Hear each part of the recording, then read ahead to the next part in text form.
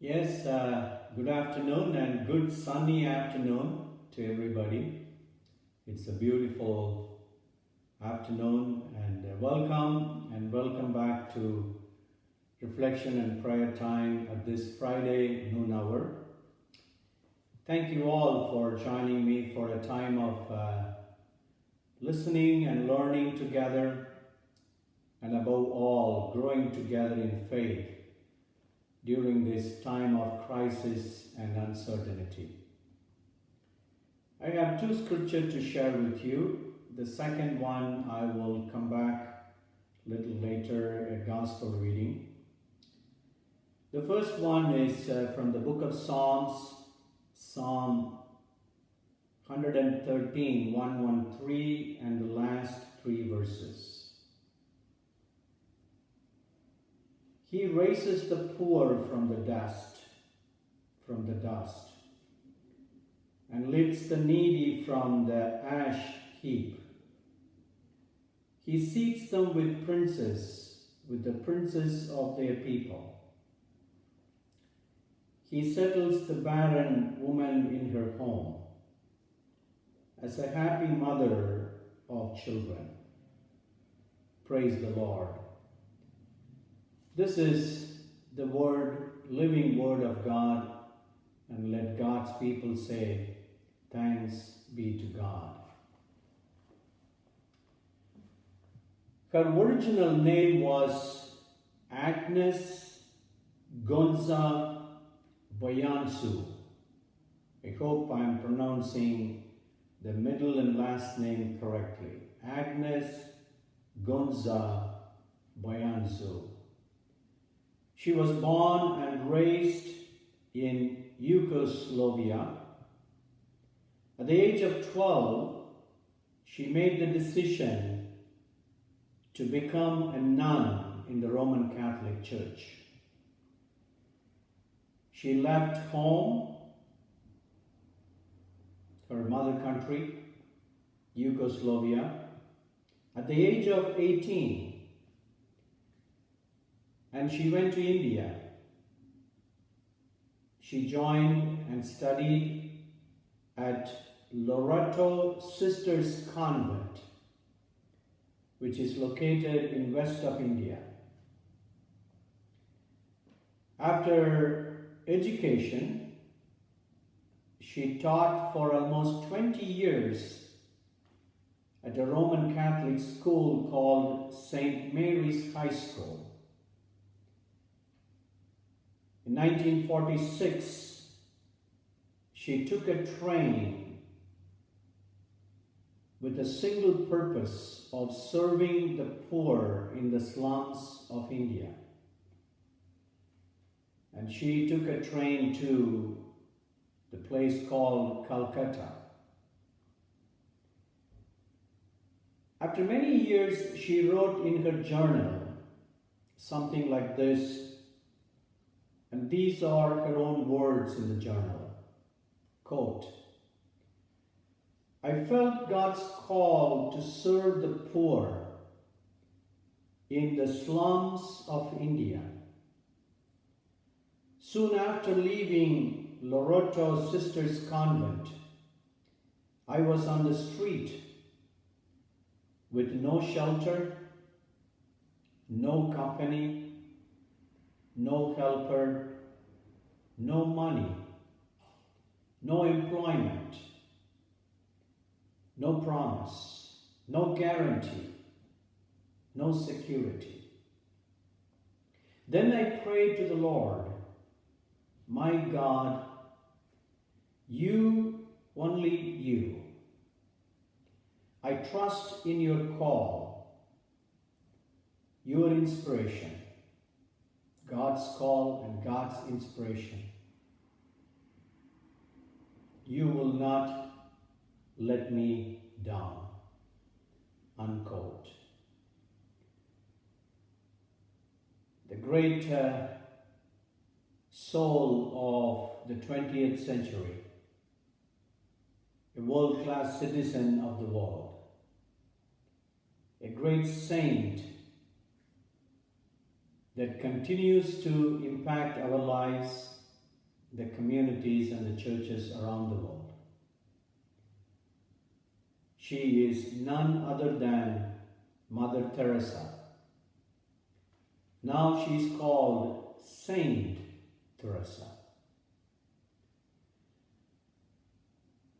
As I was planning to do the reflection and prayer time this afternoon, I thought about her life. If Jesus were here today,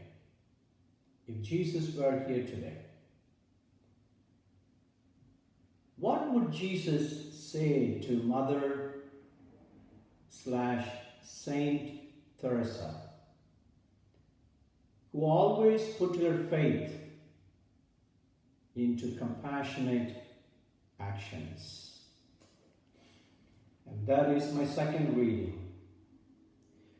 I strongly believe that this is what Jesus would say to Mother Teresa or Saint Teresa.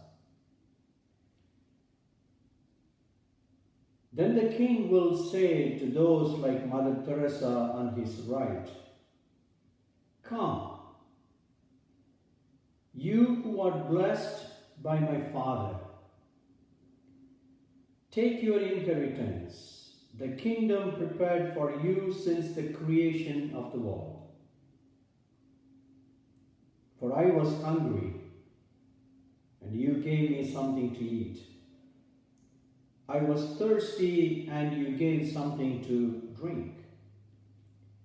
I was a stranger, and you invited me in. I needed clothes, and you clothed me. I was sick, and you looked after me.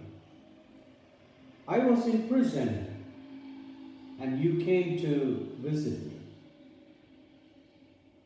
Then the righteous, like Mother Teresa, Saint Teresa, will answer the King, "Lord, when did we see you hungry and feed you, or thirsty and give you something to drink? When did we see you a stranger and invite you in, or needing clothes and clothe you? When did we see you sick or in prison and go to visit you?" The King, the Lord, will reply, "I tell you the truth. Whatever you did for one of the least of these brothers and sisters of mine, you did it for me." And that's what Jesus would say to Mother Teresa or Saint Teresa. Then also I believe that Jesus would say to Mother Teresa or Saint Teresa, "Thank you. Thank you, my daughter. Thank you, child of God. Thank you, believer of Christ. Thank you for being my servant. Thank you for washing the wounds of people. Thank you for comforting people in grief. Thank you for caring for those who are abandoned. Thank you for providing education to the orphans and destitutes. Thank you for being there to listen to the lonely." Friends, when we serve people in need, I strongly believe Jesus would say, "Thank you, my son. Thank you, my daughter. Thank you, my family. Thank you, my church." Because we are serving Jesus in disguise. That is the most satisfying reward of all. The greatest, the biggest, the most worthy reward we can have in this world, in this life, is to receive words of worthiness, words of comfort, and words of gratitude from the King, from the Lord, from the Master, from Jesus. Then I began to wonder and read some materials about Mother Teresa or Saint Teresa. Why and how Agnes Gonza Boyansu from Yugoslavia became a Mother Teresa? What happened? Why she had a new title, Mother Teresa? And in 2003, Pope John Paul II made her as a person, in the Roman Catholic tradition, beatified or beautified in October 2003. Pope John Paul highly recommended Mother Teresa to be canonized. So that was the first step in the process. Then eventually Pope Francis, about 4 years ago in 2016, she was officially canonized as the saint of the church, one of the saints of the church. What happened? Agnes became Mother Teresa, and Mother Teresa today is known and called and titled as a Saint Teresa. I think we need to be talking about what are the characteristics of a true servant of God. What are the qualities? What are the qualities of a true servant of God? Agnes from Yugoslavia was a true servant of God, a Christ follower with full of Christian actions. We all know that in 1950 she founded this great organization called Missionaries of Charity. I think 133 countries have this organization.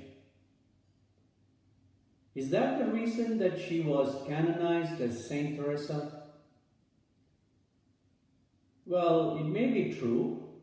Now thousands and hundreds of children and women and families are being benefited by missionaries of charity in those 133 countries.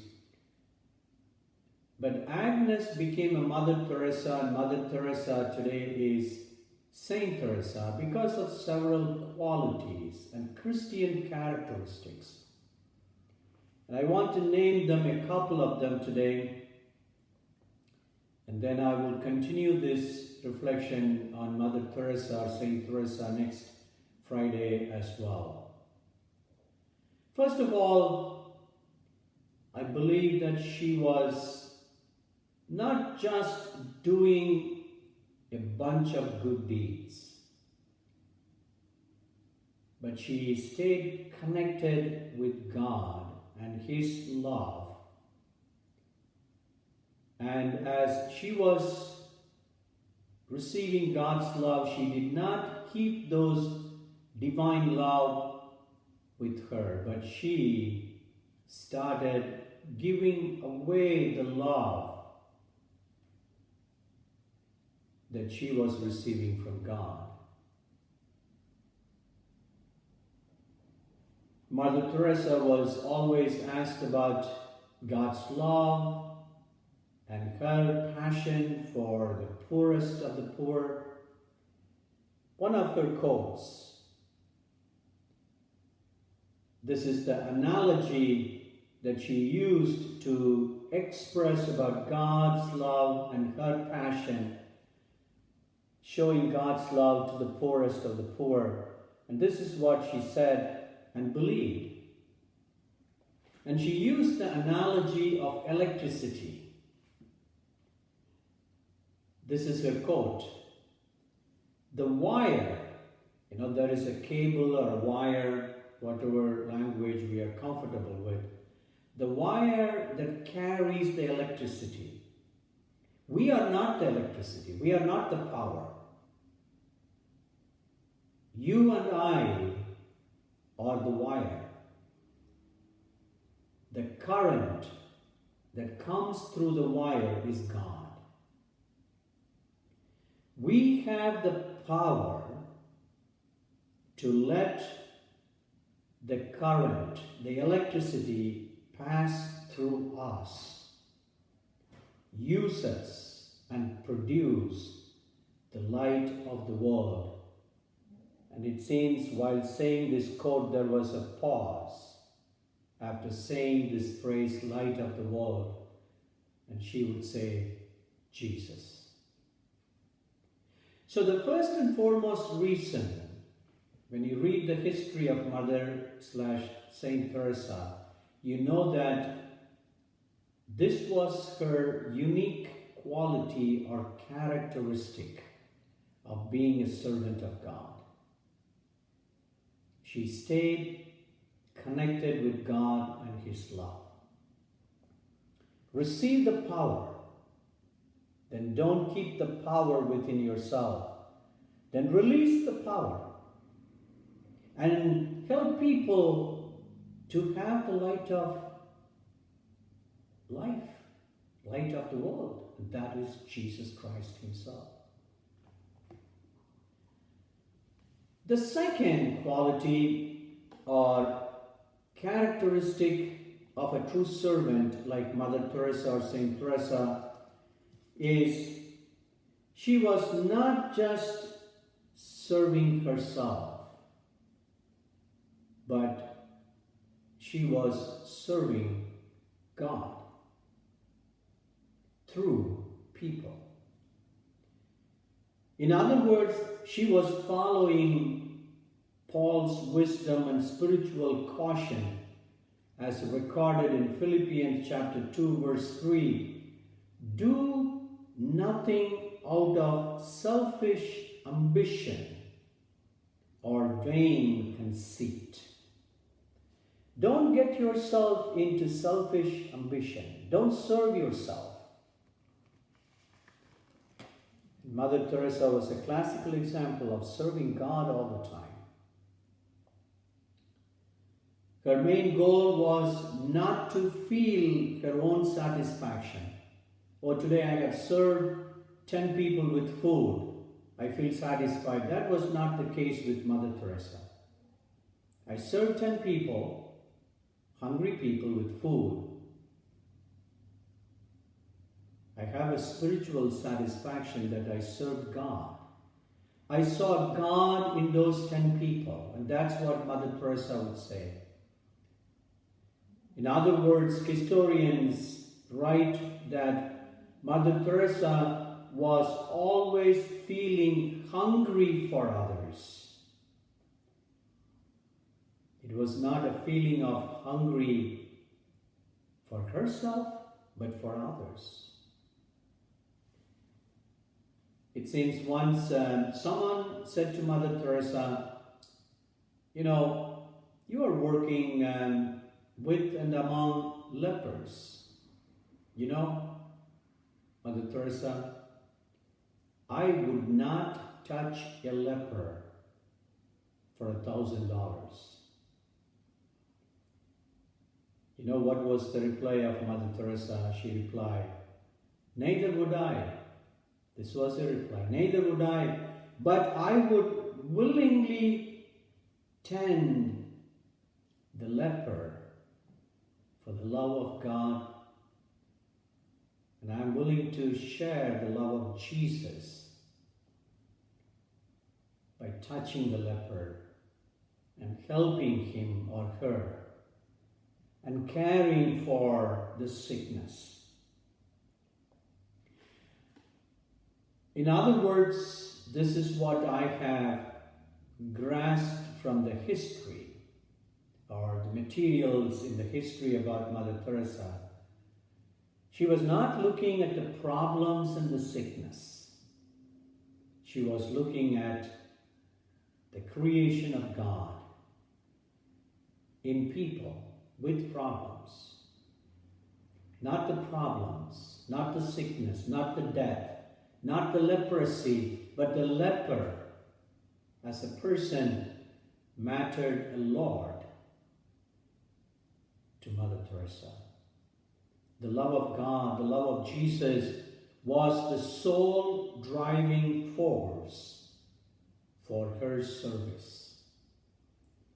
In other words, she was so close to God and was fully covered with His love that she did not look at people's problems, but she saw people as the image, the likeness of God, and she was feeling compelled to serve their needs. I want to continue this reflection next week. I have a few more characteristics and qualities of Mother Teresa and what we can learn from her life. Agnes became Teresa, who was called Mother. And today she is a beautiful soul and saint of the 20th century, but still we are talking about her legacy of service to the humanity. And thanks be to God for such saints and souls. I want to close with reading or sharing the 15 points for COVID-19. I call 15-point prayer points for COVID-19, and then I will lead in a time of midday liturgy. These are the 15 prayer points for COVID-19. Eradication of the virus, progress in effective treatment, suffering of our normal work, isolation and stay at home and its implications, kids and youth who have lost months of learning opportunities and their future schooling, amount of pain involved at all levels of the entire humanity, needed resources, economical, medical, scientific, and academic resources, people who are attempting to take their own lives due to high level of stress, healing and recovering of all the patients, especially COVID-19 patients, gift of technology and social media for connections and communications. Number one goal for humanity is to flatten or suppress the curve. Unemployment and poverty level and lack of supplies, and especially lack of food supplies. Recovery of economy for global and national scale. Healthcare systems and all the people who are being part of the healthcare system. Our churches preparing for such storm and calm. And also this time I invite you to lift up in your hearts your own personal and family and church-related needs. Let us move into a time of liturgy for midday prayer. Jesus, our Savior, teach us your ways. Our hope is in you all the day long. God of mercy, this midday moment of rest is your welcome gift. Bless the work we have begun, make good its defects, and let us finish it in a way that pleases you. Lord of all eagerness, Lord of all faith, whose strong hands were skilled at the plain and the lake, be there at our labors and give us, we pray, your strength in our hearts, Lord, at the noon of the day. Those of steadfast mind you keep in peace because they trust in you.